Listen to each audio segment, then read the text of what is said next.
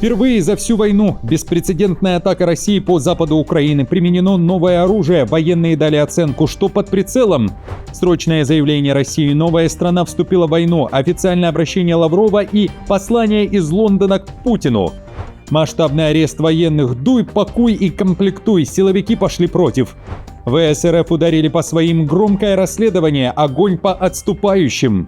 Оккупация всего региона и захват территории 3 стран. США готовят вторжение. Расширение зоны эвакуации. Президента вооружили. Резкий отказ. Никакой заморозки войны и тайные переговоры с Вашингтоном, а также щедрые выплаты. Президент приказал заплатить каждому жителю страны. Эти и другие темы в выпуске. Друзья, всем привет, это «Время Прядко», 19 августа на календаре. Спасибо за поддержку, давайте начнем. Впервые за всю войну. Расстояние в 900 километров со средней скоростью в 5000 в час. Россия ударила реактивными дронами по западу Украины. Об этом сообщают украинские мониторинговые каналы и представители воздушных сил в комментариях ряду изданий. Совершена беспрецедентная атака накануне. Запущенный из Крыма реактивный дрон впервые преодолел рекордный сложный маршрут через Николаевскую, Винницкую, Хмельницкую и Тернопольскую области, долетев аж до города Дубна в Ровенской области. Со всеми маневрами фактически пробег дрона составил более 900 километров, а точка поражения оказалась в 700 километрах по прямой от места старта. Украинские военные отмечают, что скорость реактивного двигателя достигает 400-600 километров в час. Из-за такого разгона привычные мобильные огневые группы со стрелковым оружием и пулеметами становятся против них практически бесполезными. Цитирую.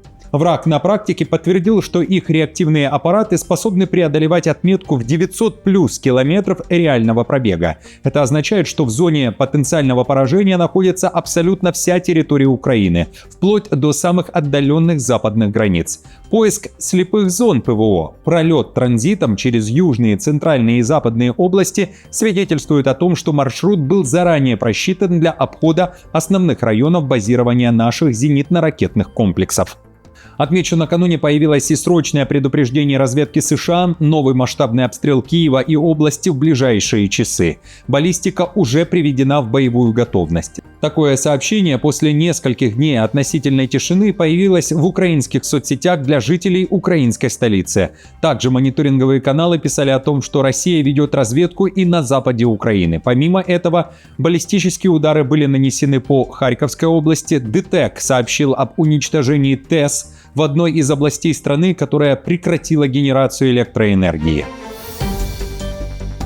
Масштабный арест военных в одном городе. Громкий скандал в Одессе. Там наручники надеты на представителей ТЦК или же военкоматов. Задержаны минимум 10 военнослужащих. Это официальная формулировка генерального прокурора. Причина – систематическое насилие и незаконное лишение свободы граждан. Все происходило во время мобилизации. Генпрокурор пишет в своем посте: «Мобилизация – это обязанность, пытки – преступления». По версии следствия, на протяжении нескольких месяцев фигуранты жестко задерживали жителей города, применяя слезоточивый газ, избиение, а в отдельных случаях наезд служебным авто и не только.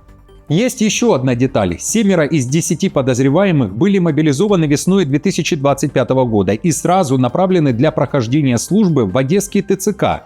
Государство дало им форму, полномочия и ответственность. По версии следствия, эти полномочия они использовали для незаконного насилия над людьми.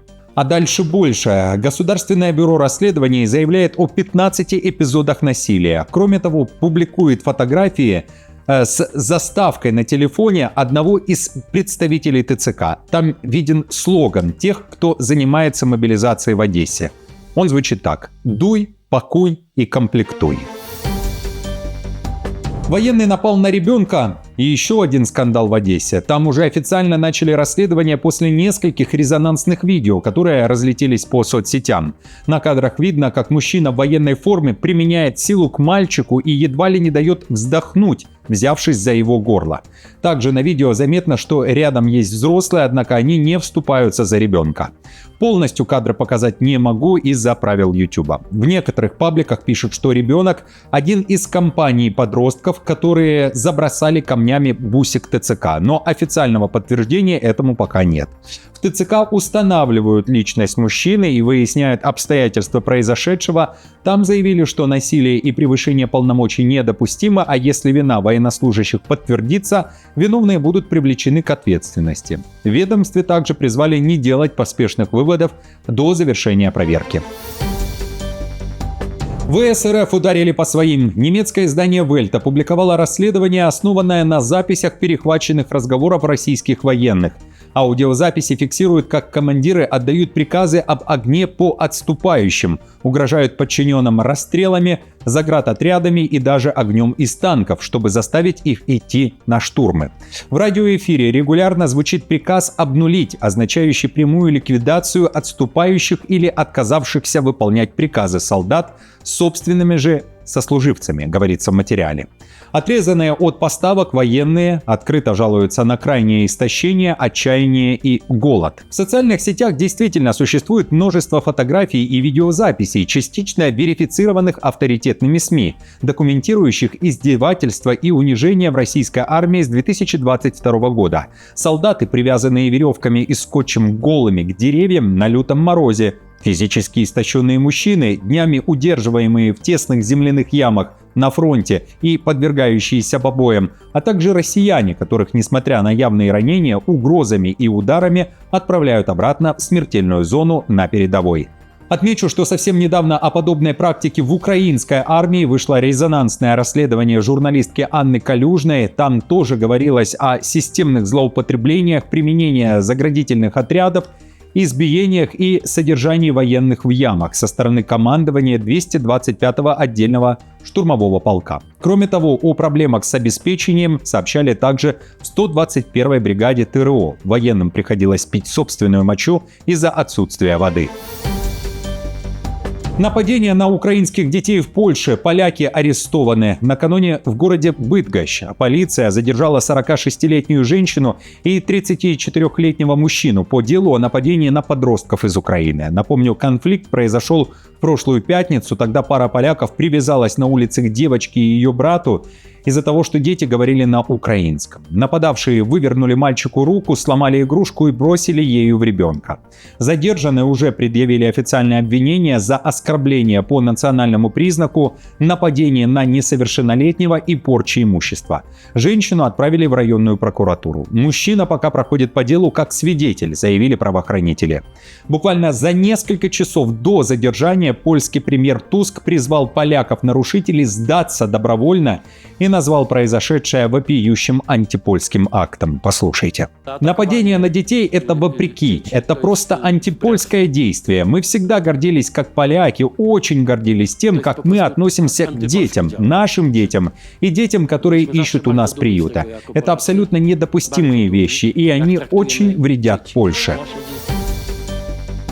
Расширение зоны эвакуации. Власти Днепропетровской области просят семьи с детьми в принудительном порядке покинуть свои дома. Эвакуация объявлена в 16 населенных пунктах Синельниковского района, который примыкает к зоне боевых действий и находится под постоянными обстрелами, говорится в официальном сообщении. В зоне опасности, по данным местных властей, сейчас проживают почти 2200 детей с родителями или опекунами. В течение месяца они должны переехать в более безопасные районы. Отмечу, это уже не первая волна принудительной эвакуации в Днепропетровской области. 2 месяца назад в этом же районе вывозили семьи из 23 сел и поселков. С переездом семьям помогают национальная полиция и благотворители. Маршруты выбирают, ориентируясь на ситуацию с безопасностью. Используют бронированные автомобили и бронежилеты. Сначала людей доставляют в транзитные центры. Далее, если это необходимо, помогают с расселением.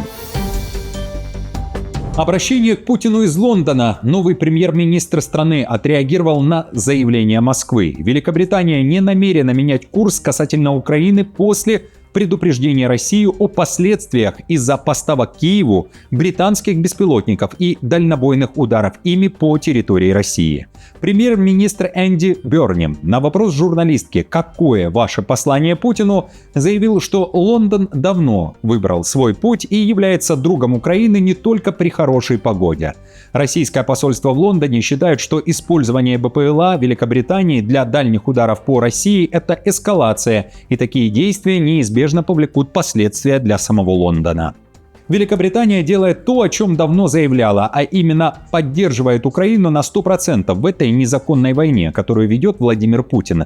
Мы предоставляем поддержку для того, чтобы Украина могла защитить себя, и таковой была позиция Великобритании на протяжении всего этого конфликта при предыдущих премьер-министрах. Она остается неизменной и при мне. Мы не из тех друзей, которые рядом только в хорошие времена. Мы будем рядом с Украиной в трудный для нее час, и это не изменится.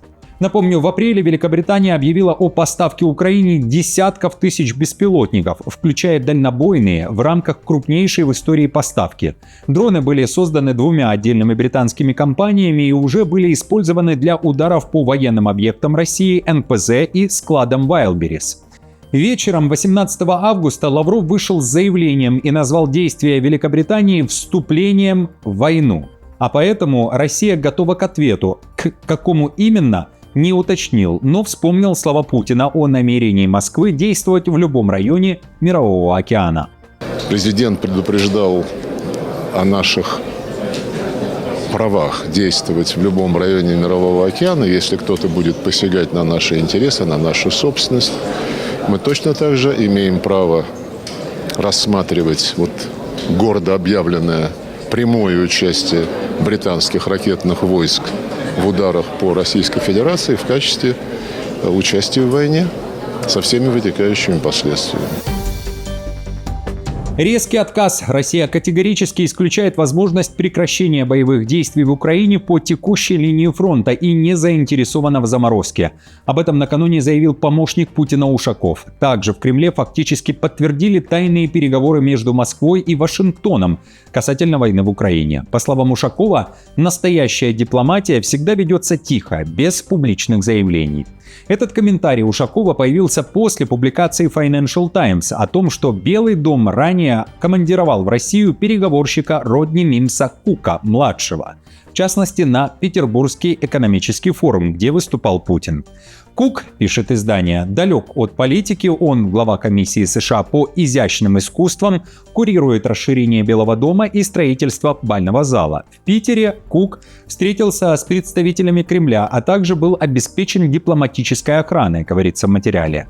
Кук подтвердил свою поездку в Россию и назвал ее культурным визитом, однако визит приобрел явно дипломатический оттенок. Кук передал Путину большой привет от Трампа и заявил, что у двух столиц есть много идей для обсуждения, пишет Financial Times. При этом госсекретарь США Рубио ранее говорил, что ему неизвестно о делегации в Петербург.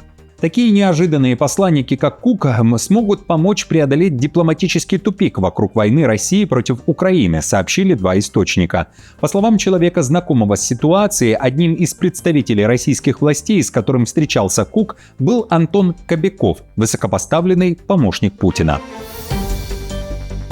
Президента вооружили. Лукашенко снова с автоматом. Во время инспекции предприятия по производству стрелкового оружия в Минской области ему подарили первый белорусский автомат ВСК-100Б. При этом к подаренному оружию прилагалась табличка со словами, цитирую, «Не для войны, для уверенности в мире». По словам Лукашенко, отечественный автомат был собран в очень сжатые сроки, абсолютно без импортных деталей. Новинку уже тестируют в армии. При этом Лукашенко призвал работников оборонки не останавливаться на достигнутом и доводить до ума новые разработки, но какие не уточнил. И попросил еще один аналогичный автомат разместить в его резиденции в качестве выставочного экспоната. На поле боя Шенгу решат лидер, солдаты. А для солдата надо это. Я не знаю, я как солдат бывший хорошо понимаю, что такое стрелковое оружие. Это очень важно, это основа любой армии. Поэтому было принято решение, нам надо производить свое. Без этого нет никакой войны, нет никакой обороны. Для того, чтобы воевать, надо стрелковое оружие. Напомню, ранее, также во время визита на оружейный завод, Лукашенко заявлял, что он гранатометчик. Гранатомет ему уже дарили 3 года назад в Гомеле. Я гранатометчик. Вот, РПГ сеет. Оккупация всего региона. Президент показал карту захвата. Трамп снова объявил Ормузский пролив новой территорией США. Накануне глава Белого дома опубликовал в True Social фрагмент карты, на которой выделил стратегический пролив, подписав его как новую территорию Америки. Отмечу, Ормузский пролив не принадлежит целиком ни одному государству, его статус и правила судоходства регулируются международным морским правом, однако, как известно, южное побережье принадлежит ОАЭ и Оману, а северное – Ирану. Также в Вашингтоне в очередной раз сообщили, что переговоры с Тегераном на стопе. Никаких переговоров или контактов с Исламской Республикой Иран сейчас не ведется и не запланировано. Морская блокада остается в полной силе. Ормузский пролив открыт и функционирует. Все морские мины были удалены или уничтожены. Исправить карту Трампа поспешили в Иране. Президент США заблуждается, называя Ормузский пролив новой американской территорией, заявил замглавы МИД Ирана Казем Гарибабади. И пообещал, что это заблуждение вскоре будет исправлено. Так же, как Трамп правильно написал название Вечного Персидского залива, вскоре его заблуждение относительно Ормузского пролива либо будет исправлено, либо мы сами исправим заблуждение этого заблуждающегося человека. Щедрые выплаты каждому жителю страны. Президент Тайваня Лай Цзиньде анонсировал раздачу денег населению. Власти планируют выплатить по 10 тысяч тайваньских долларов, около 314 долларов США каждому тайваньцу.